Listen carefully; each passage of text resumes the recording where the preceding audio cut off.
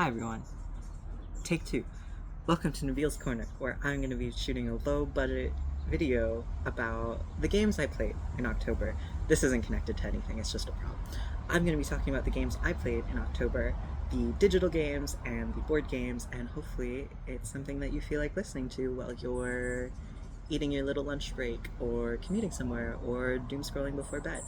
I hope you enjoy listening to my thoughts. So let's just get into it.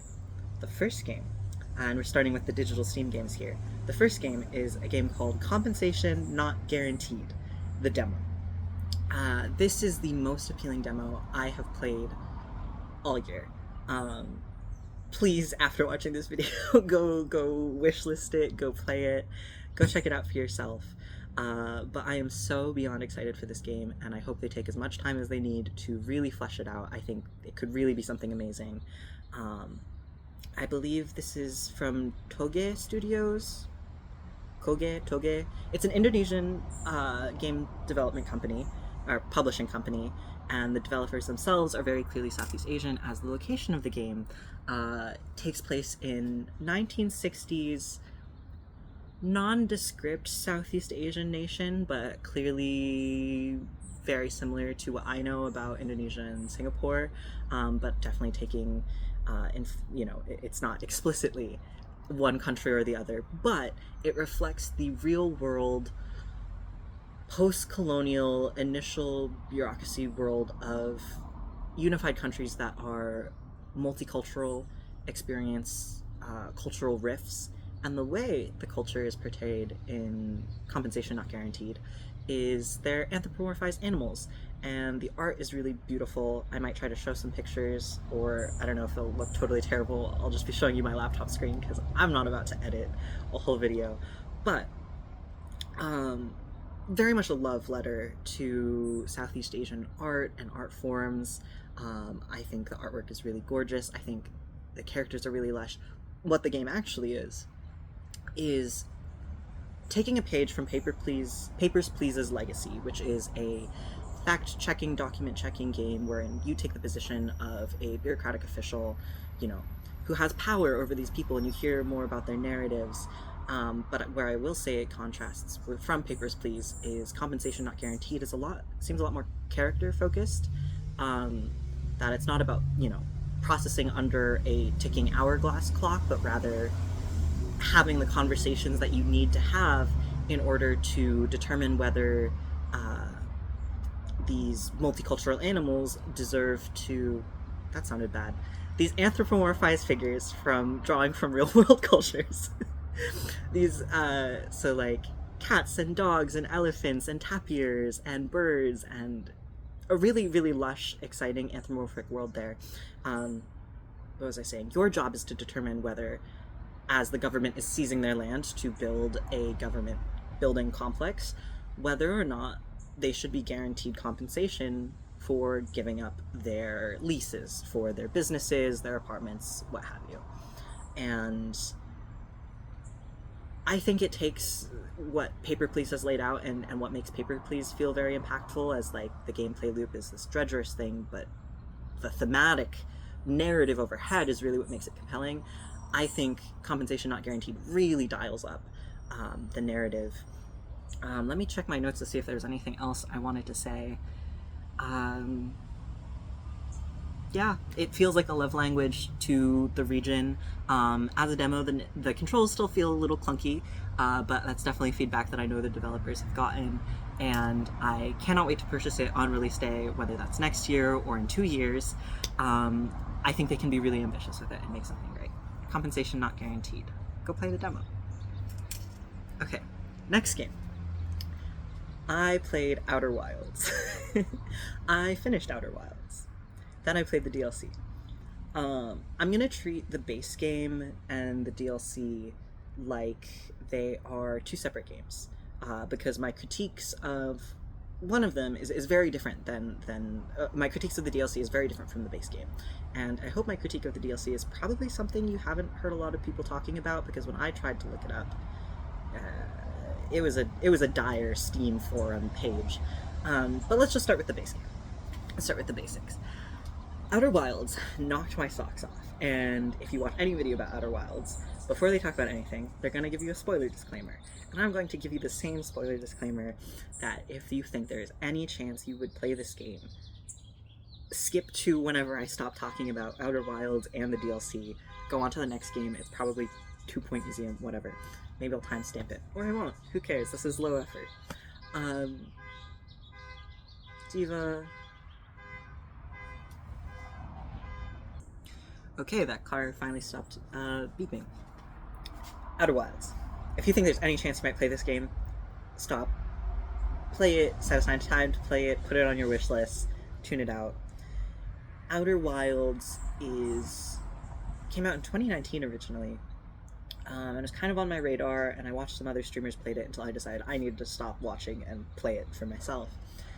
And Outer Wilds is a space exploration game in a really, really tight physics simulator that is running a solar system around you.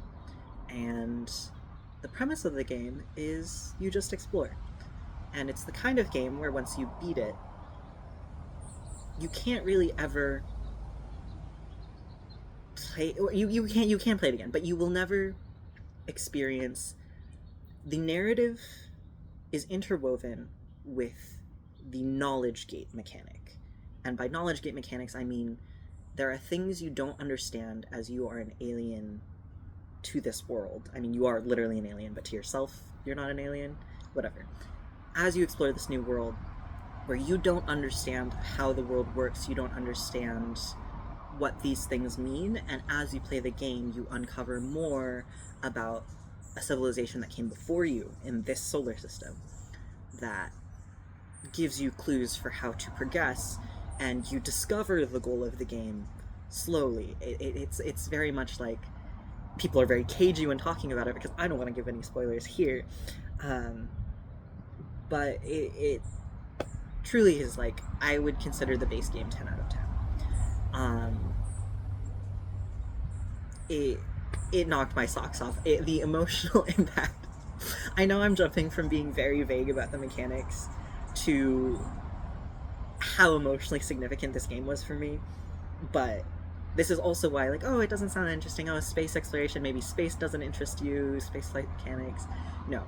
If you are a fan of narrative games, if you are a fan of stories that make you feel something, play this game anyway. If you're not a gamer, play it with a, like, spoiler minimal hint guide that, like, helps pull you along. I did, because I partially knew some of the plot of the story, and I liked making progress, and I think this would be a great game if you knew nothing about it, you know, to bash your head against the wall until you come to these solutions, because I think there would truly be nothing more rewarding than that.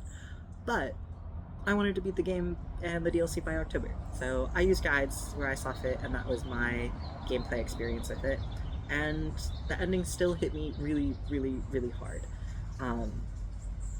Some people have described it as a horror game, and I would say it's not explicitly a horror game, certainly not the DLC, but it is scary, because it makes you feel things using scale, themes of existentialism, understanding space. I feel like I walked away from the game also with a better 3D understanding of the fact that I am on a planet, and the sun is moving in an ever-expanding universe, and we're just going for a ride, rotating around it. Yeah, looking at the night sky has really changed for me since playing this game, and some personal revelations I had for myself in the grieving process I went through going through the ending, so meaningful, and I wouldn't trade those memories for the world. Outer Wilds, base game, 10 out of 10. Now, if you're wondering why I'm specifying about the Outer Wilds base game being 10 out of 10, it's because I don't think the DLC is 10 out of 10. And it's not because the mechanics aren't good, it's not because it's too scary. It was a little scary for me. But the reasons for which I think the DLC is a 9 out of 10 at best ultimately comes down to cultural appropriation. And I'm very grateful it's just my friends watching this video, because there's a lot of gamers out there who don't take super well to hearing that their favorite little alien game didn't necessarily do the culturally ethical thing at all points. What do I mean by that? Okay, so separate from Outer Wilds, the DLC, and this is like major spoilers, like seriously, if you're still listening and you haven't played, go, skip, go. But if you really think you're never going to play it, whatever.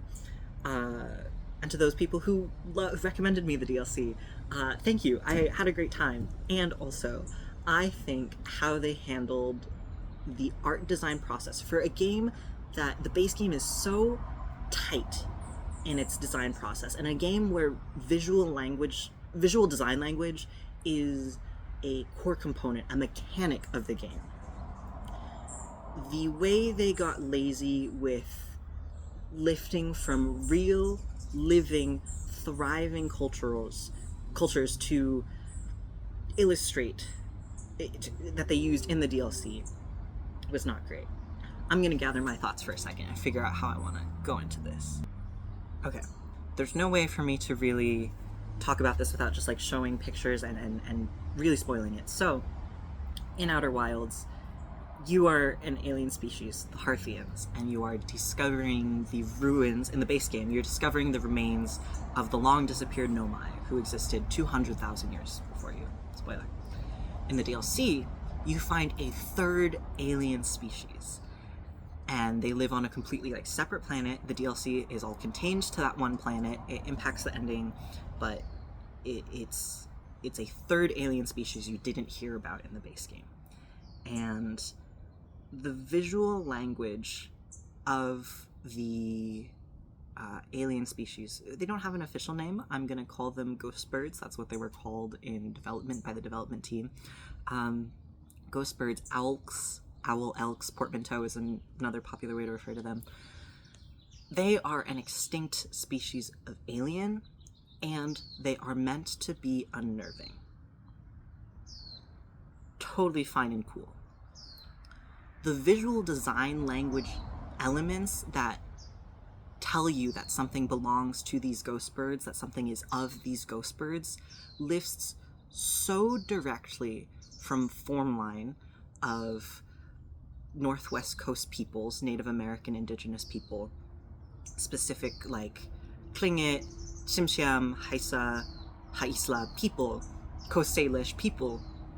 Formline is a very, very specific, principled art form that has culturally significant, living, like contemporary art form that exists to this day, has a huge cultural history, has recovered from being oppressed, is still recovering from being oppressed, and has living artists, making this stuff now. Formline is real, and the art team really dropped the ball for me when they took very clear visual elements of Formline, such as motifs of... this is making me wish I could edit the video so then I can show you my PowerPoint, showing you directly like the shapes that they lifted. The circle, the crescent, and the trigon are what this specific symbol... Man, okay, I can't pull up a good reference, but I can recommend a lecture by the Tsimshian artist David R. Boxley. He has a really amazing YouTube video with the Sealaska Heritage Institute. That's where I got a lot of... I kind of double-checked my information about Formline with this video. And yeah, I'm just going to read a quote by David R. Boxley. Formline is a traded art form. It was traded up and down the coasts, and the principles, the foundations, and guidelines of the art form are the same whether you're Tlingit, Haida, Tsimshian, Haisla, Northern Northwest Coast. We all follow the same structure to our design system. It's regional styles and artistic styles that differentiate whether it's Tlingit, Haisa, Tsimshian, etc. So, man, this is supposed to be a low-effort video, but I just want to show you what Formline looks like. Maybe I can put down my not working microphone prop and show you this picture. This is Formline. This is actually something that David created with his father at the Sealaska Heritage Institute, which is an indigenous museum in Juneau, Alaska. And Formline has rules, and the biggest one primarily being that there is a primary line, and within Formline, it is all connected to this primary line. As David R. Boxley said, if you took a little bicycle, like a little line rider, and you rode him around a Formline design, he would never fall off. A traditional Formline design, the little bicyclist would never fall off. Now, when... I can't say for a fact that the design team at Mobius Studios, the dev team behind Outer Wilds, didn't include Indigenous voices at their design table, didn't interview Formline artists. I can't say that for sure. But what I can say is it seems very, very unlikely based off of this snippet of a conversation that lead developer Alex Beecham of the game, he is quoted, he literally says this, this is so rambly, and I hope you're still with me here, because I think I could make this a really punchy point, but thank you for putting up with my rambles here. Basically, Alex Beecham, when asked about the aesthetic pulls of the game, he said, well, naturally, aesthetically, I'm paraphrasing, but you can find this at 34 minutes in his interview with the Echoes of the Eye developer spoiler cast, produced by /NoClip podcasts. So aesthetically, we play with the light and dark theme on this alien planet. So naturally the ideal of their text was light-based. So how can we make something light-based be more narrative, something more narrative than projecting and using light to show the story? And then he progresses that thought to, that lent itself to the darkened theaters in which you unveil a lot of the narrative in the Outer Wilds DLC. And then he immediately follows that sentence with, darkened theaters kind of naturally lend themselves to that sort of spooky atmosphere. The projector itself is like this totem thing, because there are art-wise and direction-wise, and Wesley, he's referring to Wesley, last name I forget, Martin, the art director of the game. Art-wise and direction-wise, he'll be able to say this better than me, but we were pulling from a lot of, I remember, definitely pulling from, like Pacific Northwest, Native American stuff, but I also remember there's some Egyptian, obviously the American South and swamps of Louisiana are also there. That's a weird quote, and for a game that in its base game was so careful, in my opinion, of not replicating colonial harm and putting that into the game, the Nomai explicitly are a species that think forward and conservation-wise for the Hearthians to, survive on later. For them to put this little thought in lifting from a living cultural body and to slap it onto their game to try to make something look spooky, horrifying, totem pole-like, it just is cruel. It hurts. It stings. I loved the game so much that it hurts me that they couldn't do better, and it only would have improved the game to include Northwest Coast Indigenous artists on the team and on the consultation. But instead, if you look up one of the concept artists that they hired, I believe his name is... oh man, I forgot his name. But you can easily Google concept art. I found it. Okay, nope, that's not it. Anyways, the concept artist who made these, and his name is Ian something, and I cannot remember it right now. Here's the spaceship. You cannot see that. Man, I'm cooked. Alright, maybe you can see this. Oh, shit. Okay. Bear with me, guys. Bear with me. I hope I didn't blow out your speakers there just now. Oh, okay. This doorway. Here we can see... you see a circle with a sun illuminated inside, and above the door you see a kind of ovoid shape nestled inside another ovoid. And that to me, immediately reads as a form line design motif plucked from its context, where you would never see that motif floating on its own, you know, but still very clearly from formline, plucked and isolated onto this doorway that you go through these doorways all the time. You go through the houses, you pass these beds that they are built on, and this is literally the bed concept page from the concept artist's public. You can find all of these online. There is literally, I think it's Klingit. I cannot say for sure. I am not, I'm not native myself, and I'm not Northwest myself, but I'm pretty sure that's a Klingit mask. And, taking an image and putting it on your idea board, but like,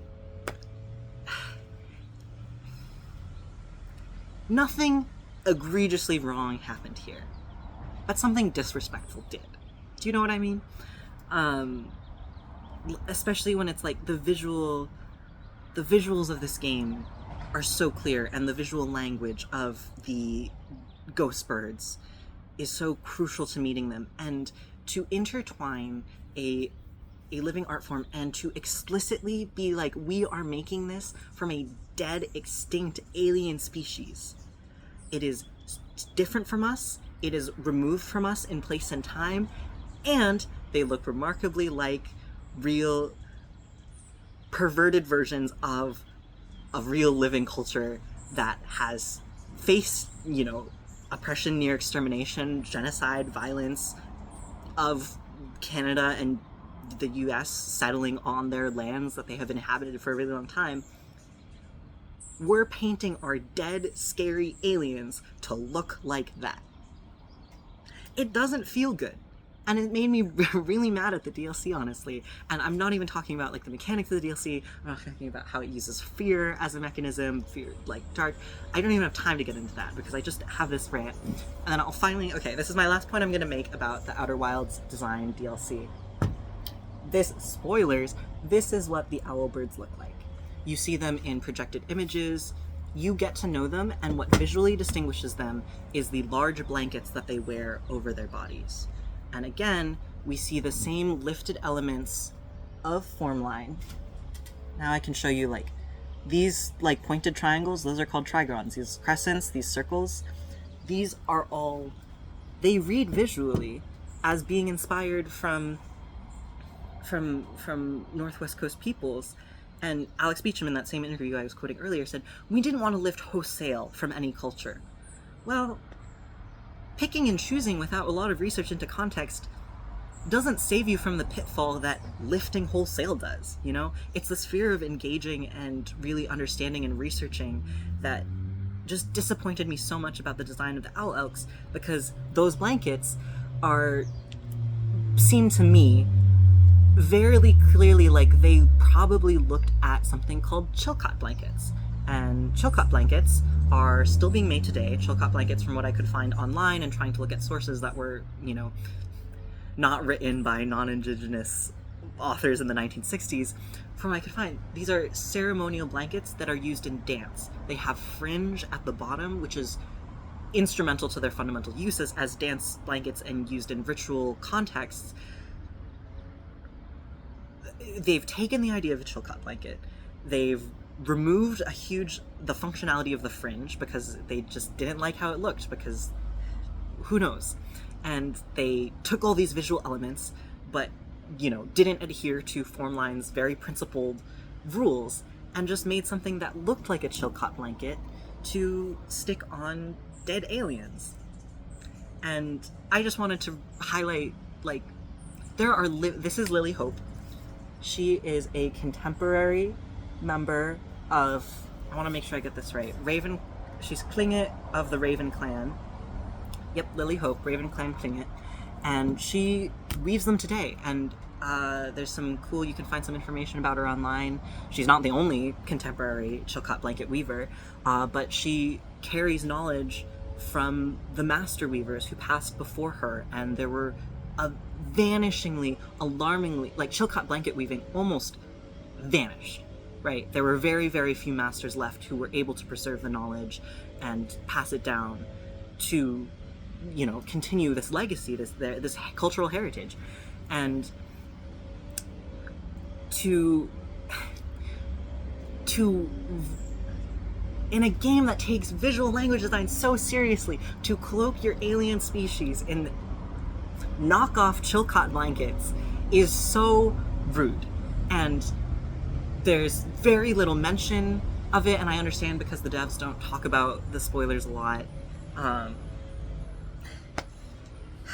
I realize I'm making this way too long. I wanted this to be like a 15-minute video. We are pushing 30 minutes, baby. But I hope that got my point across. I'll wrap it up there. But yeah, the people I wanted to shout out is Ian Jacobson was the concept artist who I shouted out before. As far as I could find out online, not Indigenous. Martin Wesley, Martin Wesley? Or Wesley Martin.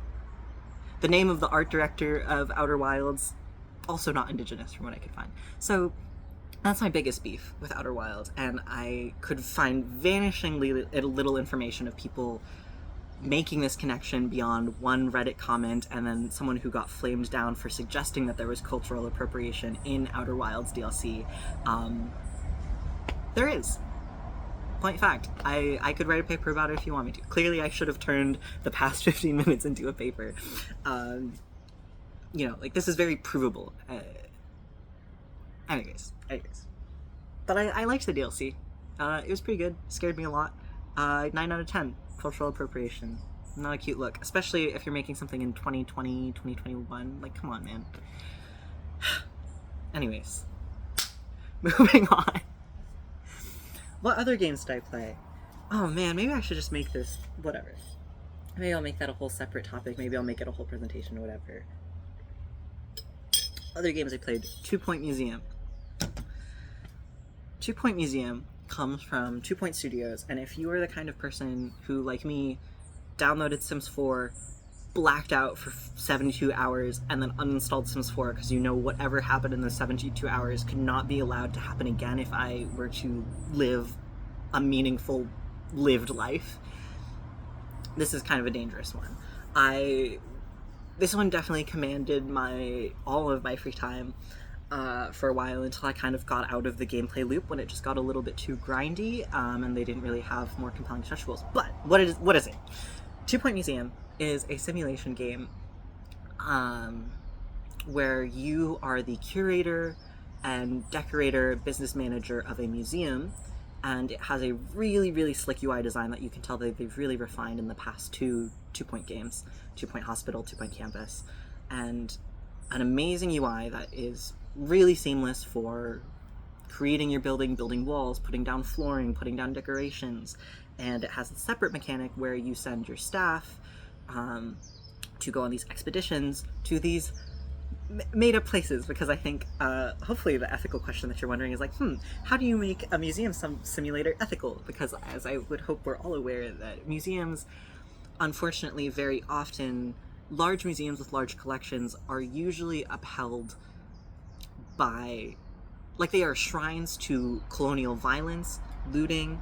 They hold cultural artifacts that they shouldn't have and are very reluctant to repatriate, because if there's any technicality that they can avoid repatriating them with, a museum will. So 2 Point Museum definitely subverts that by making all of the things that you were displaying of, like, they're all like dinosaur bones, and they're all like alien artifacts, and they're all like literal ghosts you can house in your museum as exhibits. Also questionable. But it definitely woobifies everything, and, you know, obviously, like, where bones are found and where they end up going, you know, a lot of that has to do with academia and, again, colonial powers and who gets to take what was found somewhere else. It's just a very cartoony game. It subverts that, but it doesn't necessarily do anything revolutionary. And it's really addicting. I had a really good time playing it. I think if you like sim games and it's on sale, go buy it on sale. I had a fun time with it. What else did I play? Oh, I think that's it for digital games that I feel like talking about. I did also play League of Legends, and I don't feel like talking about that. So now we're going to switch on to physical board games, which is just a couple.